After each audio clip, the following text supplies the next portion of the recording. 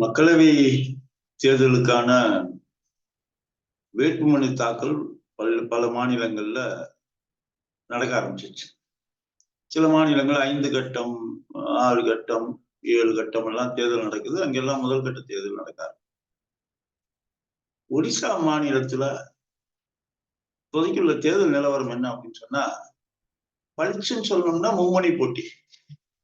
ஆளும் பிஜு ஜனதா தளம் பெரும் முனைப்போடு ஆட்களை எல்லாம் வளைத்து போட்டுக்கொண்டு தேர்தல் களத்தில் குதித்திருக்கும் பாரதிய ஜனதா கட்சி, காங்கிரஸ், மார்க்சிஸ்ட் கம்யூனிஸ்ட் கட்சி, இந்திய கம்யூனிஸ்ட் கட்சி, ஜார்க்கண்ட் முக்தி மோர்ச்சா என்ற ஒரு அணி, இந்தியா கூட்டணி. இந்த 3 கட்சிகளுக்கும் இடையிலான போட்டியா தான் இன்னைக்கு இந்த ஒடிசா நிலமர இருக்கு.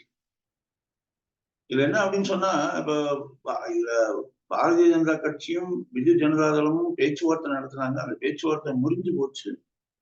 கடந்த தேர்தல்ல பார்த்தோம்னா மொத்தமுள்ள 21 தொகுதிகள்ல 12 தொகுதிகளில் பிஜு ஜனதா தளமும் 8 தொகுதிகளில் பாரதிய ஜனதா கட்சியும் ஜெயிச்சது. ஒரே ஒரு தொகுதியில மட்டும்தான் காங்கிரஸ் கட்சி ஜெயிச்சது. இந்த மாதிரி கூட்டணி சேர்ந்தால் 21 என்ற கணக்கு அவங்க போட்டிருந்தாங்க. ஆனா இப்ப அப்படி அமையல. இது அவர்களும் போட்டியில இருக்காங்க.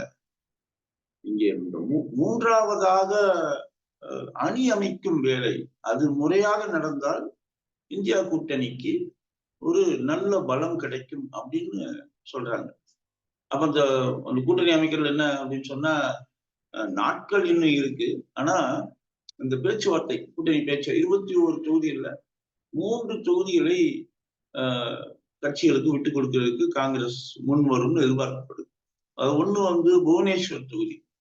மார்க்சிஸ்ட் கம்யூனிஸ்ட் கட்சி எப்போதுமே அங்க பாரம்பரியமா அந்த தொகுதியில போட்டியிடும். 2வது அஸ்கா, இந்திய கம்யூனிஸ்ட் கட்சி போட்டியிடக்கூடிய தொகுதி.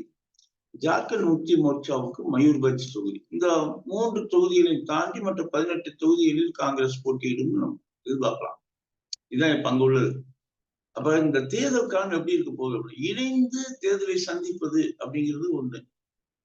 இல்ல இங்கேயும் தனித்தனியா நின்று சிந்திக்கிறது அப்படிங்கிறது அங்க இருக்கக்கூடிய பிஜு ஜனதா தளத்துக்கும் பாரதிய ஜனதா கட்சிக்கும் சாதகமா போய் முடிஞ்சிருமோ அப்படிங்கிறதா இங்க. அதனால இந்த இந்தியா கூட்டணி இந்த பேச்சுவார்த்தைகள் நன்றாக நடைபெற்று இந்த தொகுதி பங்கீடு முடிந்து தேர்தலை எதிர்கொண்டால் நல்லா இருக்கும் அப்படின்னு சொல்லி சொல்றாங்க.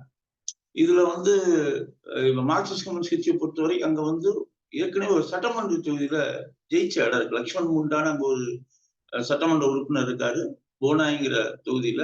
அந்த தொகுதியில மீண்டும் அவர்கள் போட்டியிட வாய்ப்பு இருக்குன்னு சொல்றாங்க. அவரே போட்டியிடுவார் அப்படின்னு தான் தகவல்கள், பத்திரிகை செய்திகள் சொல்லுது. இன்னும் களம் அங்க முழுமையாக தயாராகவில்லை அப்படின்னு தான் சொல்லணும். இந்த களம் முழுமையாக தயாராகும் போது இன்னும் கூடுதல் விவரங்கள் அந்த தேர்தல் களம் பற்றி நமக்கு கிடைப்பதற்கான வாய்ப்பு இருக்கு நமக்கு. Okay, thank you.